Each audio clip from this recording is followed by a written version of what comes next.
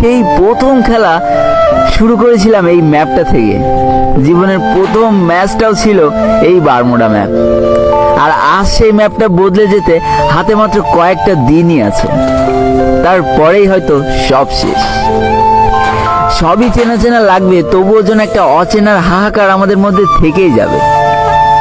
কি করে ভুলি এই পিকের কথা। আমার চ্যানেলে যতগুলো গেম প্লের ভিডিও আছে সবই তো শুরু হয়েছে এই পিকের মাঠ থেকে। আর আজকে দেখো এই স্থানগুলো, এই জায়গাগুলো সবই পাল্টে যাবে। কত স্মৃতি রয়েছে ডাবল ডোরে এই ঘরটাতে। কত স্কোয়াড ইনিমিকে ঘুরিয়েছি এই ডাবল ডোরে। কখনো এই ঘর থেকে বেরোয়েছি, এই জানলা থেকে বেরোয়েছি, ওই পাশের জানলাতে ঢুকেছি, কখনো উপরে উঠে গিয়েছি। কত স্মৃতি। আর হয়তো কিছুদিনের মধ্যে এই ডাবল ডোর পুরো অচেনা হয়ে যাবে।